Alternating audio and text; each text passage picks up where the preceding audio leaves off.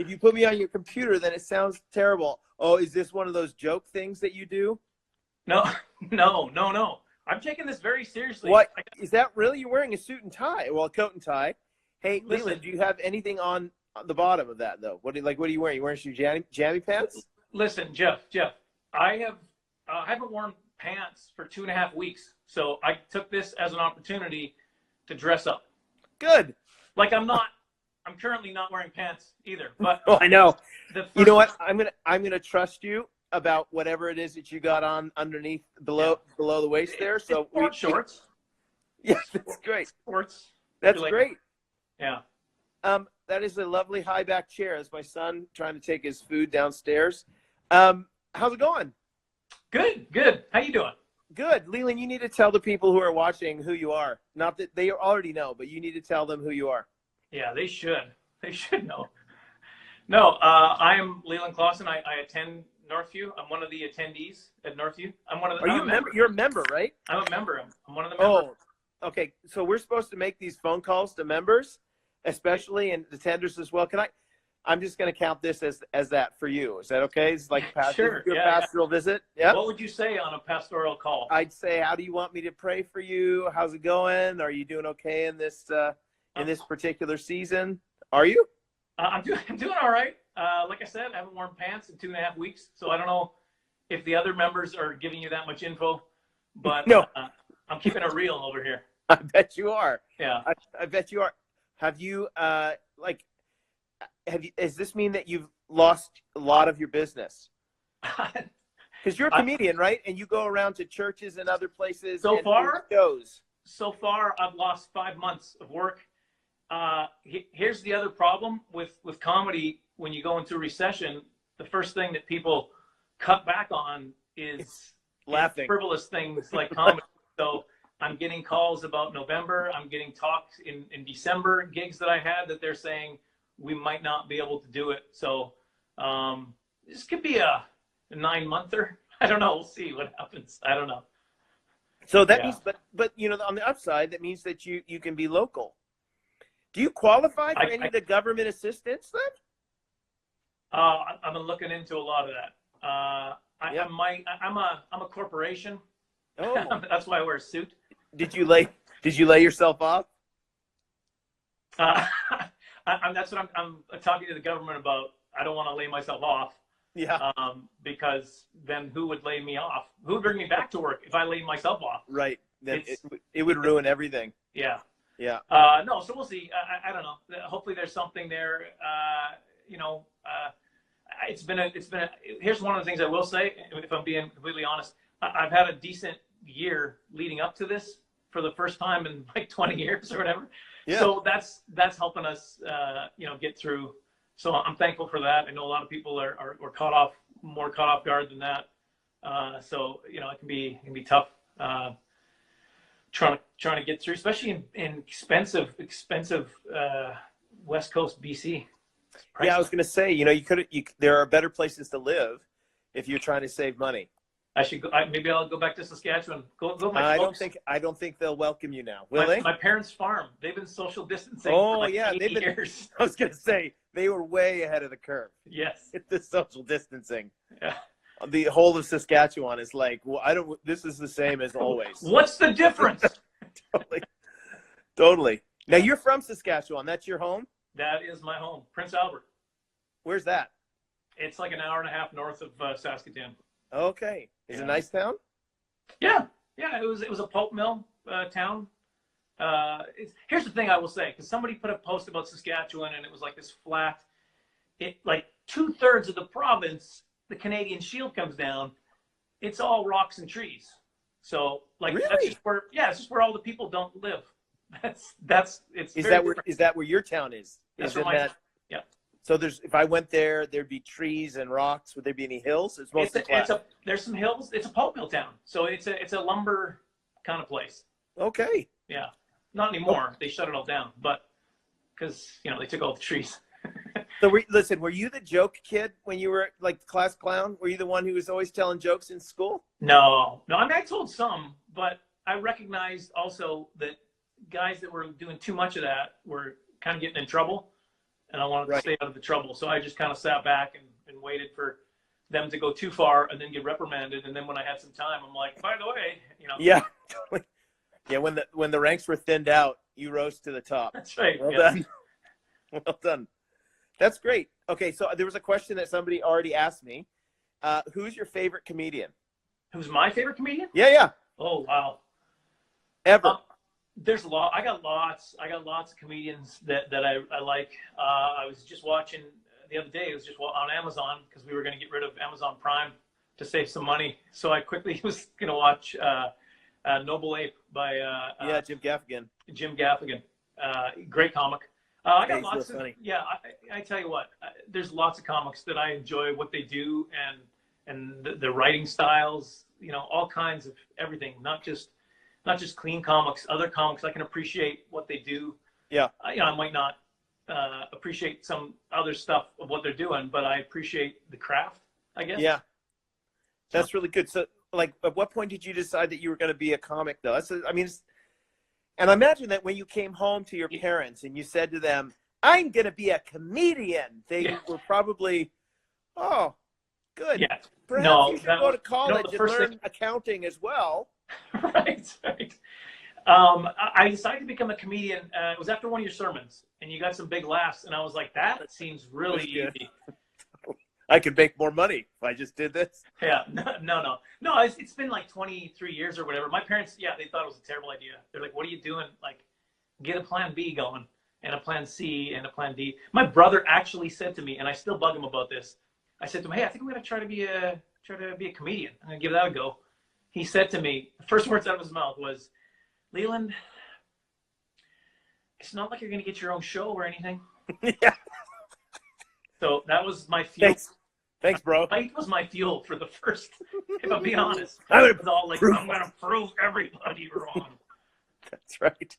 Your humor had a lot of edge in those days. Yes. A little bit too much anger. So when was the first time you did your first gig? Like your first, and what was that like for the first time that you ever did stand up? So the very first show I ever did. But I also want to, by the way, I'm going to say this, but I also want to find out who your favorite comedian is because I'm really interested to hear that. Right now it's Nate Bargatze. Oh yeah, so good. Yeah. I like Gaffigan a lot, but Nate Bargatze, I do not know why the guy makes me laugh so much. Well, it's so such understated. a different and such a laid back. Yeah. Yeah. No, he's fantastic. Yeah, I really like him. And that's the thing, being a comedian, I've known about him for years and years. Yeah. Whereas other people haven't really heard about him until the last 2 years or so. Yeah. And it's like, no, I've been talking about him for 4 or 5 years or whatever. Yeah. But anyway, I was gonna try it. I was writing material. I told this guy that I knew, I was like, I'm gonna try to be a comedian. And he told his parents this. I got a phone call from his parents, and they said, hey, our comedian just canceled for our Christmas party here in Craik, Saskatchewan. We hear you're a comedian. And I was like, yes, I am. Yes, I am today. And it was horrible. It was a full hour. It was like an hour of entertainment. You had an hour ready though. Had you worked on? I've been working and practicing, but if you don't get it in front of an audience, you don't really know, especially when you haven't done it before ever. Yeah. You don't really know what's going to hit and what's not. So I had exactly 50, I think it was 53 minutes or something like that. And I'm like, close enough. I'll riff with the crowd for the rest. I'll be fine. I was so nervous. I looked at my watch after I finished everything. It said 35 minutes. And I was like, oh no. That's a lot of riffing. So then I was like, say, hey, where are you from? Craik? All right, great. What do you do for a living? I work at the same Christmas party that everyone else does. Like I work at Co-op. All right. So yeah, it was brutal.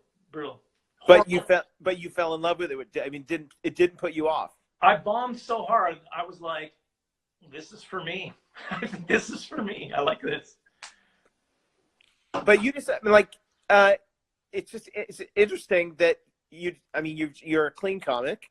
Yeah. On purpose. I'm assuming that has something to do with your Christian faith. Yeah. When I started out, I didn't want to be a Christian comedian. It wasn't something I was like, I'd rather just be a comedian. But at the same time, I wanted to honor God with what I was doing. And I always work clean. And if I'm being completely honest, my very first show, I had one bit that was kind of on the edge, and I was praying about it before the very first show, and I just kind of got this sense that God was like, you don't need to do that. So I was like, okay, and I got rid of that bit. Maybe that's why I only did 35 minutes. Yeah. It was a really long bit. Yeah. And so from that first show on, I've always been clean. That's just something I've always I want to honor God with the art, and for me, part of that is being clean, but also there's other things that come with that, and now I get lots of opportunities. I get lots of opportunities to talk about God, to talk about because you're in the clubs. It's not like you're like, hey, I'm going from this church to this church to this church to this church. I mean, it's a lot of churches now because I'm doing tours, and that's kind of where these tours take me. Some other tours, I did a theater tour last year in Ontario and in parts of northern Canada there. But I will do clubs. The problem is they don't pay very well. So when I do go back to clubs, it's usually slower. So I might be doing a lot of clubs. And then, is that how you try out new materials in a club first, or do you? I mean, I'm always trying out new material. Doesn't matter where. So anytime you have a conversation with somebody. Yeah, no, but like on stage, yeah, exactly. And so far it's been to my wife this for 2.5 weeks, and she is a terrible audience. Just it's horrible. She does not give me anything, no positive feedback. She said to me, she was being completely honest, and I'm not sure the exact wording. I don't want to put words in her mouth, but she said, I thought you were going to be a little more annoying, being with you all day, every day for 2 weeks. Yeah. And I was like, thank you. I think that's great. Great, honey. Thank you. So I guess I'm not as annoying as she thought. So that's good news. Well, it's good that you can be around your wife for a long time. It's probably positive because your kids are out of the house now. My oldest is going to university, and so he's doing it online currently. That's what he says. I mean, I think he's just going upstairs and playing video games. Yeah. But he says he's going to class. But yeah, I forget what the other question was. I didn't even answer it. I don't think it matters, does it? It doesn't really matter. I do have a question though about. I really am interested. One of the things I love to hearing about is like what has been the most bizarre thing that's happened when you've been on stage before. Are there 2 or 3 things that you've had, stories or times that you've been on stage that something just weird happened and that you just remember forever? Yeah. No, I've got. Listen, I started doing comedy in rural Saskatchewan. Every bar and club and just one night, they were terrible. Basically, what would happen in Saskatchewan, and I don't know if it's still the same, but in order to get a liquor license, they had to have a hotel. So you'd be in the tiniest town in Saskatchewan, and they had some old hotel that they kept open so they could have a liquor license and sell off sale and have a little bar.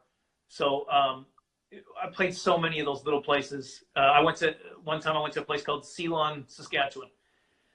And I got there with the other comedian, and we were checking in at the hotel. And we basically said, can we get keys to the rooms? And they were like, you don't need keys. Just go upstairs and grab one of the rooms. Just not the room we're staying in. That was basically, that was the instructions. It was like, all right then. We started walking upstairs. We got halfway up the stairs, and the lady yells, oh, yeah, by the way, there's a ferret upstairs. So it'll be fine. As long as it's not in there, shut the door. He can't get underneath. You'll be fine. And we're like, what? So we went in, and we checked out the rooms that we were in. I shut the door. I thought it was fine. I laid down, and I wasn't about to go under the covers on this thing. This is basically for hunters, like hunters that would come in from the U.S. to go hunt in Saskatchewan. That's basically what this hotel was open for. And I just laid on the top waiting for this show to start. Like I was like, hopefully I can be unconscious for some of this, just laying there. But as I looked down on the covers, they started moving. And that's when I realized, oh, the ferret is indeed. We picked the ferret room. Yeah. I looked underneath. He had like his nest under there. And I was on stage that night. And I was talking about it. I said, there's a ferret living upstairs. And one of the guys yells, he's like, there used to be 2 of them. One died in the dryer. I'm like, oh, come on. The only thing I could think to say was, how did it survive the washer? But yeah, that's just, that's I had good. so many bizarre stories. That's well, you travel so much. I imagine just after a while, you're like, oh my word. I mean, it's great. It's in some ways, it's great material for a comedian, right? Right, sure, yeah. Yeah. Like But, right now, dude, you should just be hanging. Somebody asked the question here, like, are you getting a lot of material from the toilet paper hoarding? Like, yeah, you should go down to Costco and hang out there and just take notes. I don't understand. I don't get it. I don't understand the toilet paper obsession.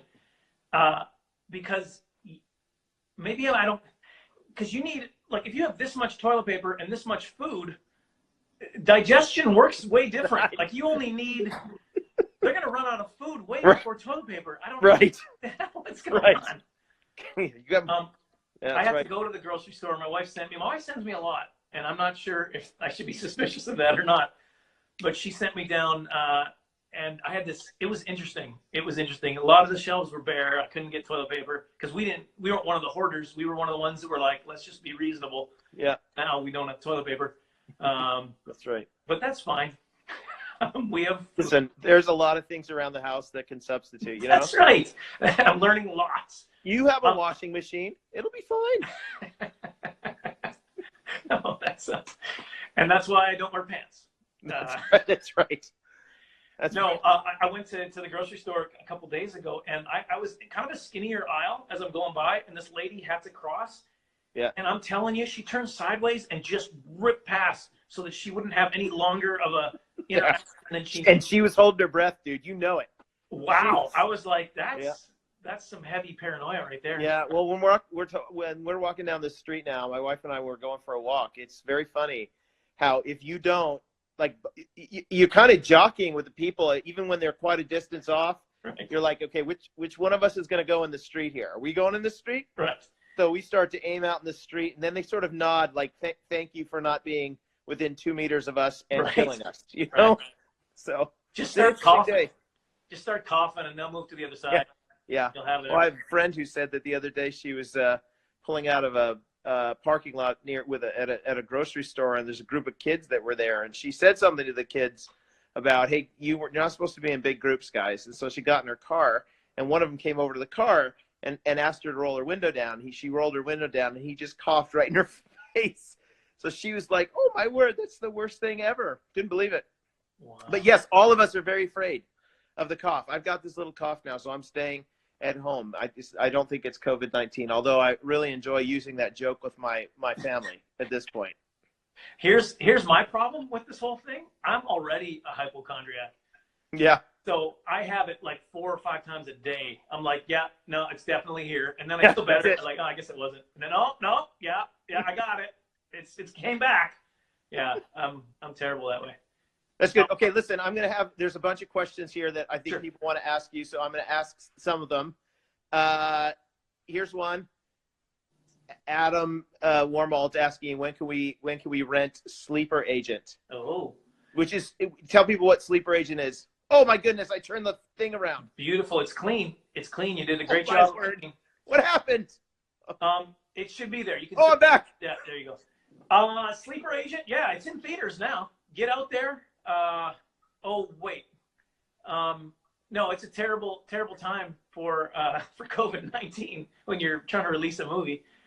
We're looking at various things. Here's the other thing too, is that online stuff right now is, you'd think like that's a great opportunity, get it online, but so much stuff has been funneled into online now. Yeah. That there's not a lot of opportunities for that either. So it will come out. It's going to probably take a little while now.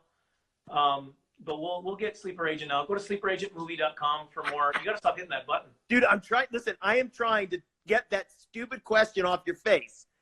And I can't. And I get text messages from Adam Warmald saying, I can't see Leland's face. Just tap the message. And I'm trying to tap the message, and it's not coming off. Okay? So tap. I'll be over here. Tap. Is that better? Tap. So anybody who knows Adam Warmald, he's trying to coach me through this, and he's a total jerk. He says, tap the actual question. Adam, I'm tapping the question. I have to confess. Thing. Now everybody's saying swipe. My wife's saying swipe it, and it's not working. Okay, I'm going to pick a question. Sorry. Okay. I have to confess that I panicked because I went on and I thought it was live. It said live. Yes. And I was like, I can't go on. So I texted Adam and I'm like, there's no request and he was like, yeah, when it's live, you should see it. And I looked and it was like, oh, live yesterday. Yeah. Sorry. Okay. So there's a new question. Do you find being a comedian helpful in marriage life or not so much? I mean, let me put it to you this way. Being married helps the comedy a lot. I don't know if it's vice versa, but being married really gives me tons of material. So that's what happened. You're pressing buttons. Good. I got rid of it. Okay. Being married is helpful. Yes.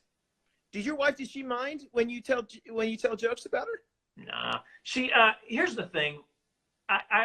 We used to talk about this for years. I've been doing this for 23 years. We've been married 24 years, I guess. We've been married for 25. She's really used to it and she's okay with everything. But we had some times in the middle of comedy where she was kind of like, I don't really like that bit. Do you mind not doing that? And then I'd be like, okay. And then I'd just do it when she wouldn't know. Yeah. It's good news that you travel, right? Unless somebody's recording it and stuff. Right, yeah. I have to avoid some stories. I'll try them on sometimes with my wife saying, hey, honey, this is a good illustration for this point I'm trying to make. It's about that time we did. No, you don't. No, you don't. No, I've been trying to get her on this video. I actually think she's in the other room now watching this. Oh. She is, but I cannot get her on the video. Is that why Hi, Jeannie. I love you, honey. Is that why you're getting advice on how to... Yeah, but then she's yelling from the other room. Count the question. Count the question. Oh, man. Hey, tell me, what have you been thinking about during this whole epidemic, though, or stuff? What's it making you think about seriously or not seriously? Well, hey, if you want the serious part of it, this hit me kind of hard. It made me realize that I'm really selfish because I wasn't as concerned about this until it affected me personally. And then I was like, wow, now I'm really concerned about it. What a jerk I am to have not been concerned about it when it was not affecting me. You know what I mean? Yeah. So that's kind of painful when you learn stuff about yourself that way. But I did, on a positive note, I finished the Bible all the way through in a year and 3 months. That's great. Good I was doing the Bible in a year, and I was behind, but I was like, I'm just going to finish it off here. That's good. And I enjoyed that. It's great when you can read it all at once because you get the whole picture. Right. The whole story of God and man, not just little bits of, hey, this verse means this. Does it? What's the story? So that was cool. Yeah, that's great. Leland, so you have Sleeper Agent that's out right now. It's not out. Yeah. Oh, is it? I didn't quite catch that because I was screwing around with a stupid question. Is it going to be released at all, or is it going to go to Netflix or to? We'll probably do. I think Netflix finally. We're still waiting to hear back from them. We're talking to distributors. Okay. What's happening right now is that everybody's being flooded with this stuff. I still believe some of those movies that were just out, Bloodshot is another one. They moved directly to home whatever. So that's all that stuff ripples and it affects and it pushes out the smaller movies. Okay. So now we're not going to be getting online probably for a good deal. There's still be sneaking of it. But yeah, we'll get it out. It'll come out. It's just going to probably take a little while. Yeah, that's good. I enjoyed it. It was good. It was a good film. Yeah. You know what happened that night? I was so mad. He stuck it in ProPresenter and then played it. So it took away some of the. I was wondering why the picture didn't look quite right to me. I was like, I don't know what's going on. Yeah. But anyway, it was a fun night, and I don't think anybody got sick from it. So I'm no, it actually happened kind of close to this. Yeah, we were fine. It was the Saturday the 8th, and I believe everything got shut down on like the 10th or 11th. Yeah. She's the worst spy ever. Look at her. She's like, honey, I don't think it's working. Yeah. I don't think the sneaking's working. You're drawing attention to yourself right now. Hey man, I really appreciate you doing this with me. I might do it again sometime when I learn how to use this stupid app.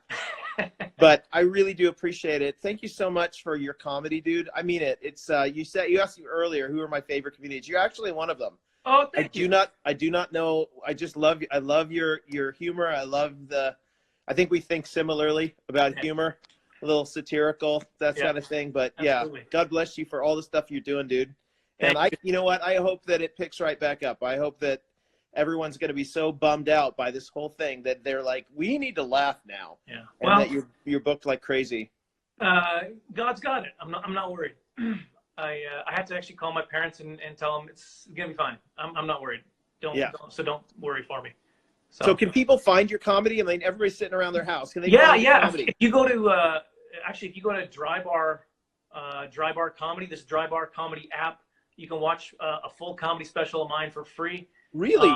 Yeah, you can go. You can also search it on YouTube. So can I go to app? I can go to like the Apple store or whatever it is, the App Store, and look for Dry Bar Comedy. Dry Bar Comedy app. Yeah, download it. You can watch me for free. You can also just go to YouTube and put in Dry Bar Comedy in Leland, and there's a 45-minute long comedy special of mine. Watch that. Enjoy it. Yeah. Go get some free stuff. Enjoy. That's fine. Everybody, listen, everybody on here, you need to laugh. All of us need to laugh, especially now. Oh, so, hey, this is one thing I want to do. Let me just say this real quick. I'm going to shoot a comedy special now, like in the next couple weeks. Yeah. I'm gonna probably get some audiences remotely, like 2 or 3 people at a time. Yeah. Record it all together, make a big comedy special with like 40, 50 people as an audience, but over several things. Yeah. I'm going to release it, probably put it on like Spotify or something. So that'll be free too. So watch for that. That's fantastic. I'm being told right now by Adam Warmall that he's going to post a link to this stuff in the stories after we do this. Awesome. So go check out Leland's comedy. He's great. God bless you. Thanks for being part of Northview and sharing your time and story, brother. Thank you so much, Doctor. I should ask you doctor questions. I just realized that now. I know. Doctor, what are your thoughts about the... That's right. So anyway, God bless you, man. Great to see everybody tomorrow night. Bye.